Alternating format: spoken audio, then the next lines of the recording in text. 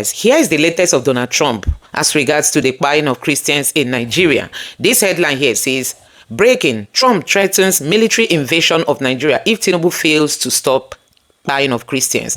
So Trump is saying if Tinubu doesn't take action, he is coming in to invade the country. And this other headline from Al Jazeera is saying Trump threatens to launch attacks in Nigeria over the killing of Christians. And this other headline here also says that Trump threatens Nigeria with war, vows any attack will be fast and fierce. And this headline further reads and says President of the US, Donald Trump, said that the US could carry out a military invasion of Nigeria. If this happens, the attack will be swift and brutal, according to his post on Truth Social. According to Trump, if the government of Nigeria continues to allow the killing of Christians, then the US will immediately stop aid and support and may take other steps as well. If the Nigerian government continues to allow the killing of Christians, the USA will immediately stop all aid and assistance to Nigeria and may very well go into the now disgraced country to completely wipe out the Islamic terrorists who are committing these horrible atrocities. This is what Donald Trump is saying, that if the Tinubu's government refuses to take action, that he himself is coming in, he wants to wipe out these bad guys. This is coming at the time when the Tinubu's government is now begging Trump to assist Nigeria in ending the menace. Initially, they said there was no genocide, but now the Tinubu's government is admitting and is saying that they want Trump to come and help them. I'm ready to work with Trump to end massacre of Christians in Nigeria, Tinubu. Now, they are openly saying, yes, Christians are being killed. Shebi, they denied it before. Ren Omokri has been going around sharing propaganda. There's nothing like that. Father Kokadem, they said nothing like that. We also heard that the Khan president came out saying nothing like that. But as it stands now, Tinubu is saying, yes, there's buying of Christians. We need help. Come and help us to fight terror. Come and help us to end the buying of Christians. So guys, I'm just going to allow you to take a look at this video. You know that before now, under the Jonathan presidency, Tinubu is one of those people that criticized Jonathan, saying Christians were being killed. This photo you are seeing now was the moment APC was trying to come into power. See when they went to meet Obama, and people are saying that Obama is the one that brought in all these terror guys. Don't forget that we were told that this same APC boasted and said they imported these bad guys into Nigeria just to win election. Now they've opened the door. They are not buying Christians, and they came out to deny it. But US took that bold step. Now Tinubu is begging the US and saying, please, we are ready to end it. Come and help us and give us weapon. Like this headline here say how we brought in Fulani militia from Mali, Sierra Leone, Senegal, other places to win 2015 election. These are APC people making open confession. So guys, you can see that they can no longer hide. And now Tinubu is saying, help us to end the menace of Boko Haram and also to end the kind of Christian, Fulani militia, them to stop the activities. So guys, this person reacted and said, he has finally agreed that there's genocide in Nigeria. You don't need to work with Trump now. All you need is to do is end it with the arsenal you have. All you need to do is end it with the arsenal you have. Tinubu should make use of the military he has, the Air Force, all the equipment they've bought before now, you know, to end this spying. This person also said he is finally agreeing that there is Christian massacre in Nigeria. Thought his government and supporters said nothing like that. What happened? So Tinubu making a U-turn. I'm just going to allow you to take a look at this message that these terror guys have released again to the Christian community in Plateau State, telling them that we are coming. Now take a look. Married entirely. This is what the Fulani are saying. They say November they should prepare, and December they'll be entering this village and these areas, and we don't have any security man here. That they have wounded them in Birom land. They have killed their cows. In Mango again, this is what the Fulani terrorists were telling her. This is a message. Look at somebody that already he has done worse to us, and they are the ones saying we have done worse to them. Marish. That people of Marish, they kill their people. They will not leave it. Juma, adult. Timothy Ezekiel Danjuma, child. Lydia, child. Obadiah, child. And somebody will come out and say there was no genocide. this God that we serve, under this Muslim ticket, any Christian that will vote Muslim ticket, may God forgive him. May God show him mercy. He has received his number 666. I cancel my faith to Muslim ticket. Nigeria is for all of us. Nigeria is for both Muslim and Christian. Nigeria have been working on Muslim and Christian, Christian and Muslim. Why now? That is marginalization. That is genocide. In the world of the politics, the Islamic people have genocide us by killing the Christian, becoming a second man in Asoro. And the so-called Christian don't know what is happening. And those kind that came out and said there's not the grave, the death of these people is screaming in heaven. 501 people are here. 501. They are right inside it. 501. Please, and then the Senate are coming. Show them this. My Senate are coming to meet their colleagues. Senate, just cross, take this and present it to them. Is it not genocide? 501 people. And they were able to stand for Hamas and say Israel is committing genocide. What real genocide is in us? Look at the names that are here. There. They are right here in the grave. Dogo Nahawa. By the power of Jesus, we are coming back for real documentary. And we have done it, and we continue to show the world. Since Remo Amokri has invited to fact banding, do you bring the American people to this place for fact finding? Did you bring them to this genocide ground? Remo Amokri, why didn't you bring them to Plateau to come and see this place? Are they not people? All are Christians. And you come out and tell me that there's also genocide. That even Muslims have been to shower down, to wash down that Christians have been killed. Muslims are also killed. By who? Is it we Christians that were killing the Muslims? No! That's not our portion in faith. We love the Muslim. We care for them. And we are ever ready to help them. But yet, they are bent to grab our lands. They are bent to take over our villages. They are bent to take over the state of Plateau State, Benue. They are bent to take over. They have taken over Nasarawa State. And they are bent to take this place. We will fight to finish it. We will defend our land to death. As Adesina said, why shall he want us to lose our life and land? It's better for us to lose our land so that we should remain. Adesina, you have never come across. The power of the cross will crush you. During Buhari, you were defending Islam. No problem. We will maintain our land. They removed Christopher because he was trying to bring justice. And the justice was crushing the terrorists. The people insurgent that were brought from outside the nation. And they start shouting, oh, they are killing Muslims. Anyakashe Muslimi, anyakashe Muslim. Wallahi boy, Tinubu, Kachire, Christopher Zegamada, Demu. You thought we don't know? They cripple him. He want to act. They will say it's a genocide. Ribado is there as the advisor. Very wicked advisor.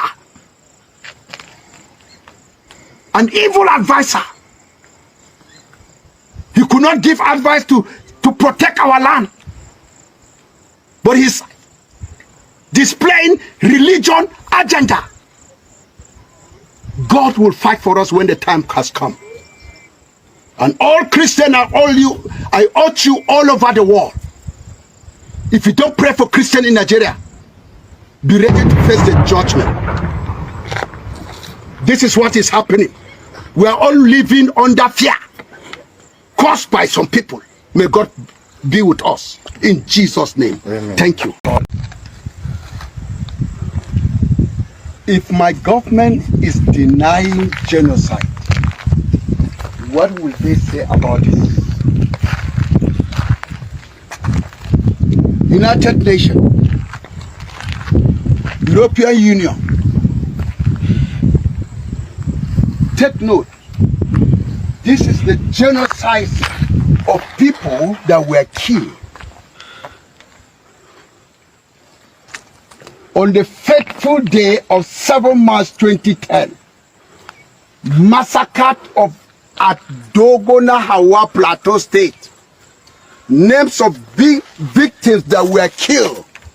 Machineries were brought from Niger Republic. They were brought from Chad. They were brought from Burkina Faso, Senegal. They were hired into the nation.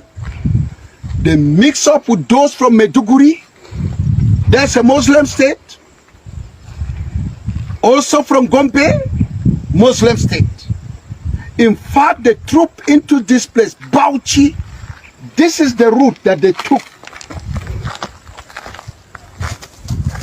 By about midnight, they invaded this village.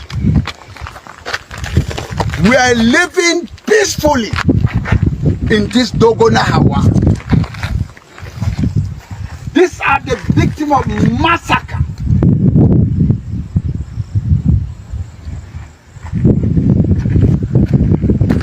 Dabo Bitrus, Chuan Bitrus, John Nash Ren, Ngoyisa Daljuma, all they are under the grave. Karos Nash, Lydia E. Danchuma. See the name. 100 is moving to 66. Ended by Israel Simon, Lydia Bulus Chuang, Da Labi Dung. And look at this place too. Dadung, Dagong Dung, Justina Gyang, Sani, Pam, Victor Pam. To summarize, to go down to 126, ran up with Ungo Titi Guam. He moved also to 127, Dan Juma Guam, Victoria Zhang, Tess Crooks. You have been looking for facts, look at facts. To prove Nigeria government are biggest liar. If they taught them, they will say Muslims are also killed. By who? By Muslim terrorists. After they have eliminated Christian from Katsina, from Zamfara, from Borno, what next? Then the Christian that escaped from the far north, Sokoto, they were able to locate and come back to Plateau State. Because, and they moved down to the south. They escaped their life. Now, the rural villages of Sokoto, Muslim state, Katsina, Muslim state, if you find a Christian, it's in the town, the city, headquarters of the state. That's where there's security. But in the villages, Boko Haram have taken over the villages. Once you're a Christian, you can only be a Christian by serving them as slaves in the local government. Look at what has happened to 189. Look at this monument. It's a memory for what is happening. Chuan S. Dung Kyang boat moving down to 250 2 people, Joseph, Johanna. Now let's go back to see the other side of the mummy.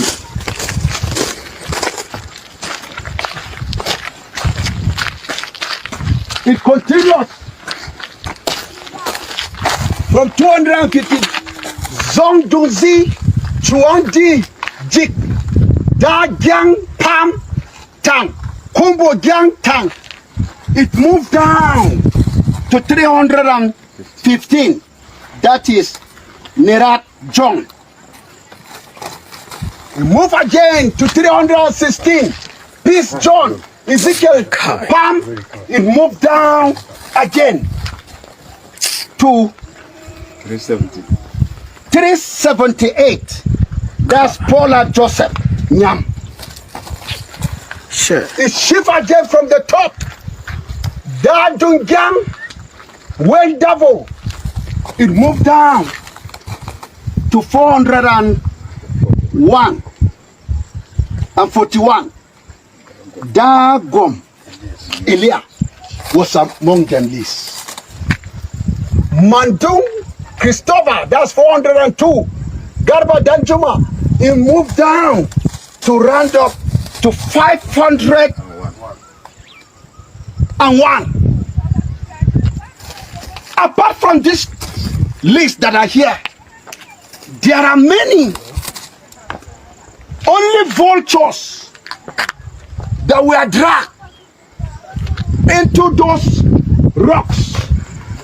Women were dragged for raping that day. Come and see what happened. Look at the monument.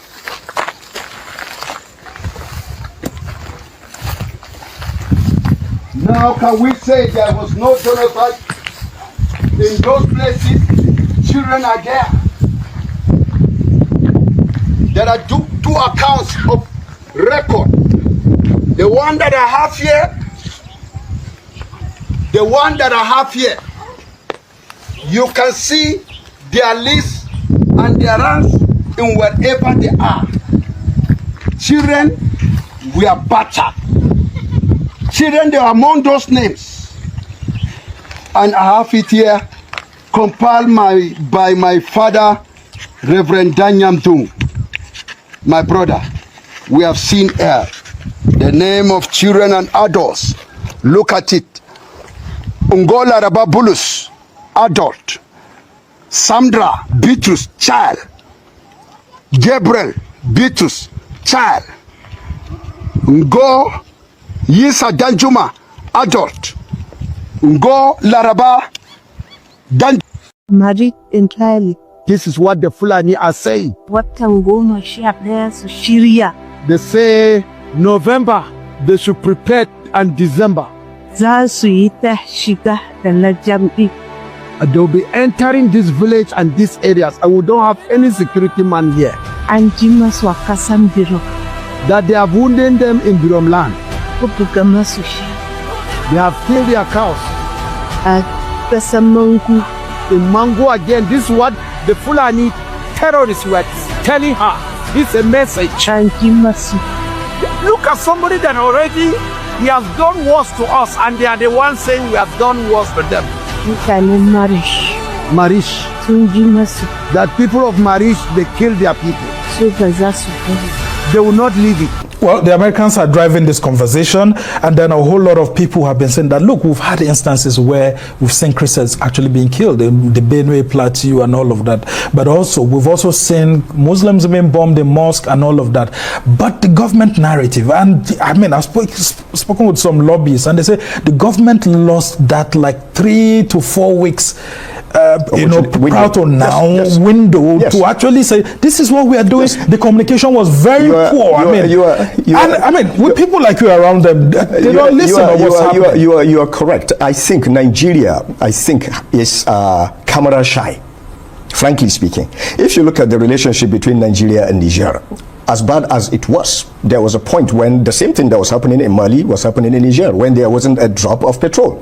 Nigeria quietly, through the office of the NSA, coordinated with the Minister of Foreign Affairs, the presidency, and the military, sent 300 trucks of PMS. Just like the way the Malians are also seeking support from the back door. But Niamey never recognized that, never put it out there, and Nigeria, being the older brother, did not come out to say ABCD. Again, someone has to be the adult in the room. So I think it is time for Nigeria to stop being the adult in the room, also to play like the children. For example, if you are talking about Donald Trump, one of the closest people to President Bola Ahmed Tinubu is President Macron of France. Why is he not interceding on behalf of his friend, if not on behalf of Nigeria? He should intercede and say the truth and set it correct. After all, he's been in Nigeria and he has roots in Nigeria. But the biggest lobby group that still, I've said this before, I will say that we have not been able to harness is our Igbo brothers in diaspora. They are the biggest, most successful diaspora in the United States of America. In fact, of any diaspora group. They permeate the entire leadership strata of the United States of America. But we are not engaging them. For them, when the issues come up, for them to lobby positively, objectively, on behalf of Nigeria. So that integration has to happen.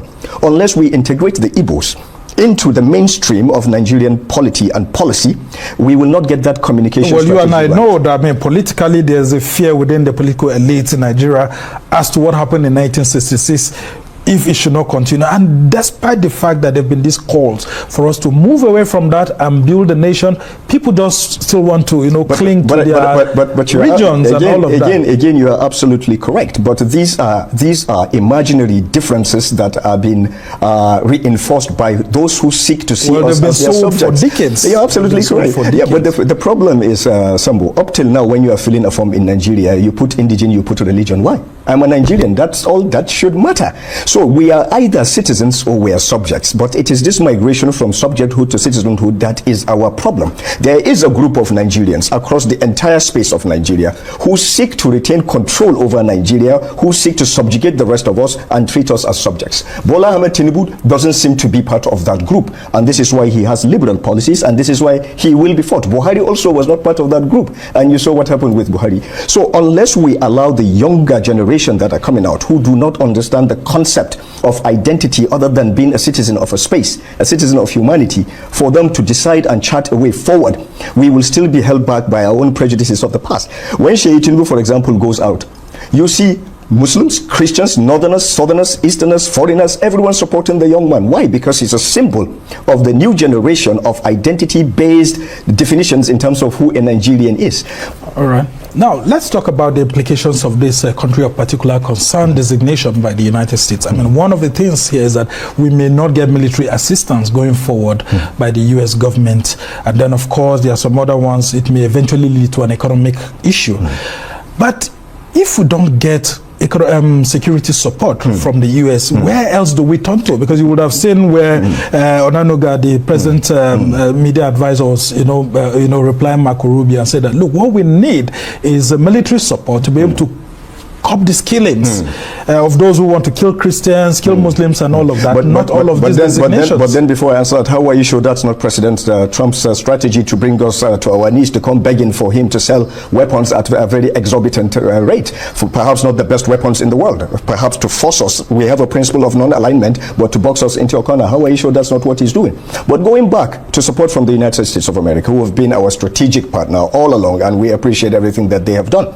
But there's a lot that they have not done. You remember the procurement of the Super Tucanos. You remember the procurements of arms and ammunition, the Leahy Law, and there was a time a serving CDI was denied visa officially to go to the United States. There was a time a CDS was also denied visa to go to the United States. Nigeria maintains a principle of non-alignment. We have friends everywhere. Nigeria is surrounded by francophone countries. What do they expect us to do? When we started fighting Boko Haram, weapons were not sold to us. In fact, our hands and legs were bound and tied. We had to become so ingenious to find a way to battle out of this quagmire that we found ourselves. And this is also part of, again, a global problem. It's not just an isolated problem that is Nigeria-centric. It is something that will transcend the entire globe, as we have seen. So it is not in the interest of Donald Trump's White House to say, like, they are the monitor in the classroom or the moral police. How dare he? He does not have that authority. Well, he's the president of the U.S. But he's not the president of the Federal Republic of Nigeria. If we don't have your friendship, we can get friendship otherwise. Yeah, but we also have Nigerian citizens who are back in the U.S. who are saying that, look, we need to do to protect minorities, whether you're a religious minority or ethnic minority. The federal government of Nigeria owes it a right, especially under a Muslim ticket, to ensure that, you know, there's no feeling of marginalization by Christians. You see, people are just trying to be clever by half. There is no group of Nigerians that does not feel or did not feel marginalized at one point or the other. It is the nature of our democracy which is still evolving. When you are a president in Nigeria, first you are seen as a tribal leader. First, even the outlook of how you wear, what you appoint, etc. This is the basis of our fragile yet strong union. So we need to discuss on basis of rational understanding, not quota system. Let the best from within us aspire to lead us, and let them lead us regardless of who they are. Not that the worst of us should lead us only because it is their turn or there is some gentleman agreement or whatever. So first we need to define that basis of identity. After all, what is Trump doing? Is he not coming down on minorities? Is that not what we are being accused of? Is he not marginalizing everybody? Is he not putting blacks, Hispanics, etc. in danger? Is he not threatening to even invade another country? I read a very interesting argument this morning when someone was saying, look at Haiti, one of the poorest countries in the world, neighbor to one of the richest countries in the world. You have not solved that problem, yet you are going halfway across the Atlantic to talk about some perceived marginalization? Or is he saying that the pontiff, the leader of the Catholic faith, who put out a statement was not correct? Or perhaps his alleged envoy that met our president in Rome on the sidelines of the Aqaba process meeting, that made his statement, he wasn't speaking for the White House. So President Trump, with due respect, has enough on his plate. The tariffs that he has put, the upheavals, he did not win the Nobel Peace Prize. If he's able to solve the problems in the world, Nigeria would be the first to recommend him, but I think he needs to, with due respect, back off and allow us to solve our problems. All right, as we try to conclude this conversation, let's talk about Nigeria's response, and then, of course, the charge to the new service chiefs. I mean, you would have seen with all the divisions that we're having now, allegations of coup or no coup and all of that, military discipline. What exactly should these new service chiefs be doing to ensure that there's cohesion and support the president in ensuring that, you know, we go off this list? There is a chain of command. There is the commander-in-chief, and there are his service chiefs. There is the NSA. We are not recreating the wheel. It already exists. All these new officers, fine officers, warriors, war makers, peacemakers, have worked together. There is absolutely no crack in the military. It is something that continues just as our democracy has continued to endure. So it is people who are not happy with the status that Nigeria is inevitably going to achieve that are trying to cause these fractures. The military will continue fighting. Of course, the military will continue to adapt to the needs and of the contemporary challenges, but the military needs political direction, unwavering, unambiguous political direction, not political direction that you have to interpret from body language, precise, concise, direct language. What do you need? What are the benchmarks? What are the yardsticks? What do you need to deliver this? For me, the charge would be crush the bandits, finish the bandits, finish banditry. That's the first one. Boko Haram, this resurgence, whatever, we have to make peace with Niger. We didn't make peace with Niger. Up till now, we have not made peace with Niger. Even if we do solve our problem, as long as Niger is not solved, we have not solved our problem. Chad has issues. Sudan is just next door. Some countries are allegedly destabilizing those other two countries. Then you have Cameroon, that has just undergone a very volatile electoral process. We have problems around us. Bilaterally, I think we should reach out. It is in our best interest to stabilize Niger, to stabilize Chad, to ensure the transition in Cameroon happens the way that the will of the citizens wanted, and also to aid Benin Republic. Benin Republic is lost in this conversation for some reason. We've forgotten that when ECOWAS put the embargo and border closure, and Benin Republic complied 100%. But Jenim is in the northern part of Benin Republic as part of the Tillaberi annex of evil. And still there is problem between Benin Republic and Niger. So Nigeria needs to look a little bit more outward, solve the problem from afar before it comes here, because it will come here. If rumors and tabloid information, anything to go by, what happened in Mali, the alleged recovery of the Emiratis and the horrendous amount of money that was given to Jenim, where is that money going to go to? Already Jenim, they have been in Nigeria Nigeria for a very long time. This is just the first time that they are certain they are here. So that money is going to push southwards. So Nigeria needs to play that game very well. And this is why we've always suggested to the president, to the foreign minister perhaps, that there's a need to have a special envoy to the AES and the Sahel. There needs to be a special envoy to Sudan. Babagana Kingibe was Babagana Kingibe was ECOWAS envoy to Chad on transition. All right. We have one ambassador in the entire Sahelian space, former CDI AVM Usman in Niger, but we need also to stabilize Sudan. The two wearing generals, I guarantee you at one point or the other, both of them served under some Nigerian commander. And some of these commanders are still alive. So Nigeria needs to not just look outside the continent of Africa, we need to look to our neighbors. If we don't stabilize the Sahel, no matter the level of prosperity and security in Nigeria, we'll still be vulnerable. All right, just before I let you go very quickly, what do you have for these communities that continue to get into agreements with bandits and all this there can be no agreement without red lines. There can be no agreement without traditional restorative or punitive justice. There cannot be any agreement that is not sanctioned by the federal government. There has to be a framework. There has to be something that is sustainable. Governors come and go every 8 years. Federal government is permanent. So governors cannot be seen to procure negative peace just for the exigencies of politics and leave it simmering, compounding, then go, and then the federal government takes up, and then the military again is overstretched. We should have learned from the Boko Haram and other crises. So no dialogue unless there is a framework that federal government ratifies, defines, and assents to. Otherwise, if the states are leading it, then I think we're going to have more problems. Means that they have been, taking silent stock of what is going on in Nigeria. And genocide is one of those international crimes that no civilized world will want to hear. It doesn't matter whether it's against Christians, it doesn't matter whether it's against a simple tribe or a people, or a peoples, as we say in international law. It doesn't really matter. So I think the smart thing that Nigeria needs to do is that if you have taken a look at this allegation, because it's been there over time, there's so much complaints about how Christians are being treated in Nigeria. One of the biggest pointers, one of the biggest black points is that the government is not doing anything about it. So churches are destroyed, people, communities are sacked, and we hear the rumor that there are predominantly Christian communities, particularly in the Plateau State area, on that middle belt, middle belt. Not central. Yes, nothing happens. Communities are sacked, and it feels like nothing happened. Thousands of people are buried. Nobody cares. Not even government officials go to say, "Oh, this is bad," and the much they do is just condemn it on TV, and the same thing happens the next day, and it goes on like business as usual. So I think this government should particularly exonerate itself from this complaint.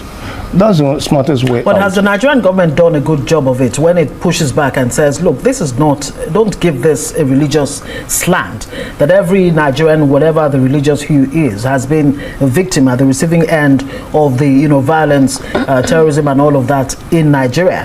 Have they done a good job of it? And how more complicated is it that we don't even have ambassadors that they are interfacing with to actually paint the correct picture of what's going on in Nigeria? Yeah, so let me start from the last point. Yes. Having ambassadors to pick, the countries don't get data from all these official quotas we may think. They have embassies around the world are like extensions of their countries there, so they have ways and means of getting data. And then it's not about Christianity, it's just that it's a population, because when you talk about genocide, you are talking about a selection of people you can put in a box in one identity. And eliminate them. Yeah, so it doesn't matter. No, what I mean is that in terms of identification. Yes. So it could be a tribe. It could be, it may just be even a cult group, or even a splitter group. So it's not even about it being Christian. It's about it being that these are citizens of Nigeria or constituents in Nigeria who are being, stereotyped, attacked because of their belonging to that group. Okay. So that's a bad part of it. Yeah, opinions have been divided even back at home on what is going on exactly, whether it's genocide against Christianity or not. But we should be reminded that President Biden did remove Nigeria from this list. Why is Trump fixated? Is this a fixation for him? Because he was the first to put it there, and he's back doing this.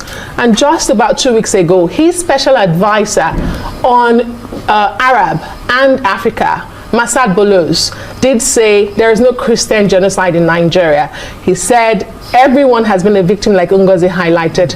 But here we hear from Trump almost 2 weeks after saying this is Christian genocide. Yeah, so the president holds it. So what changed? Is it Nigeria that changed between Trump and Biden and his special advisor, or is this local politics for Trump? No. This is not local politics. This is data speaking. This is data speaking, you know, and then again, this is Trump's attitude. He has been all over the world trying to make sure that minorities are protected. You can see what he did in the Middle East in the case of Palestine. Nobody saw that coming, but he was able to broker peace to make sure that the Palestinians are safeguarded and there's a little bit of peace in that region. This has been his attitude. And if you also watch what is going on in his intervention in Ukraine, you find out that this is a man who, you like it or not, is open to making sure there's peace around the world, and that's what the United States stands for anyway. So they go to the ends of the world to restore dignity to people whose dignity are being impaired by one way or the other. And most unfortunately, when governments are involved, you can even see what they are doing in Myanmar also, and certain other places of the world where such things are happening. And Trump has, you know, consulted with U.S. Representatives Riley Moore, Tom Cole, as well as, you know, House Reps Appropriations Committee to look into the matter and report back to him. Should this have been done first before adding Nigeria, you know, to that list? The United States that I know don't work on, you know, impulse. They don't work on impulse. There must be something on the table. The president doesn't listen to Nigerian news to see what is going on. He doesn't read Nigerian newspapers, but somebody does. Even though they didn't mention the source of, you know, the information. Yeah, so but we are going to have access to that in the days to come. Let me take you through some of the reactions from Nigerians. As Tinubu say, I'm ready to work with Trump to end massacre of Christians in Nigeria, you know. And it says, let me take you through some of the reactions. This person saying, what a joke. You are now ready to work with Trump after coming out to say there was no Christian massacre in Nigeria. Official bad. You are a failure. You created a problem in Nigeria. It's because of you Nigerians are suffering. Everything about you is a failure. That's what this person is saying. And another person here, first, resign and hand over power to the right person. Peter Obi and that amen. But before then, by Sharia law, execute all present terrorists and their sponsors, then go to jail for drug-related offenses. And this person, Tinubu, has agreed with Nigerians that there is a genocide of Christians going on in Nigeria by this reply. If there is no genocide of Christians in Nigeria, why will you agree to work with Trump to end it? And this person said, he lacks the will to work with anyone to remedy genocide. Watch this video below where he queried where are the cows, making mockery of fact Fulani militias are buying people. You see, Tinubu just lack the willpower. It's not as if he doesn't know what is happening. This person say to be retained as neo-colonist chosen ruler of Nigeria. The leaders of both Fulanis and the Yoruba ethnicity have been committing genocide in Nigeria. No, we won't push it to them. This is the responsibility of the government to fight all this. So let's not even bring anything. This person say APC online supporters. APC online supporters have all gone silent. There is war against Christians. Defend your faith. This person say we should come in unison to protect our brethren against the genocide. This person, meanwhile, Tinubu is ready to work with Trump. And this person said, Tinubu, okay, this was the moment Tinubu condemned the buying of Christians. Says that the slaughtering of Christians, Christian worshippers, is strongly condemnable. He calls to the question the competence of Jonathan to protect Nigerians. That is Tinubu then, you know. But Tinubu now is saying something else, honestly. He's saying something else that Nigerians can't even understand. He has now changed his tone. But thank God that finally they've accepted that, you know, Christians are being by Tinubu's government can no longer hide it again. Shame on Bola Dane, who tried to say nothing like that. He is finally agreeing that that there is Christian massacre in Nigeria. Thought his government and supporters said nothing like that. What happened? This person say coward Agbado is bending and shaking. He's not sincere. Donald Trump, don't believe this. They say Donald Trump shouldn't believe Tinubu. This person say he has finally agreed that there's genocide in Nigeria. You don't need to work with Trump now. All you need to do is end it with the arsenal you have. This person said, well-worded lies, but who's the ambassador conveying it? None. Government hoping Trump will read unwashed poppy and mockery opinion than regular flip-flop. Trump said CPC label is least he can do, which means he is coming with flop. to flog bad government with extractive, punitive later. I am not your fan, but if you can tackle this mess of insecurity, buying, kidnapping, send these bandits terrorizing Nigerians to hell.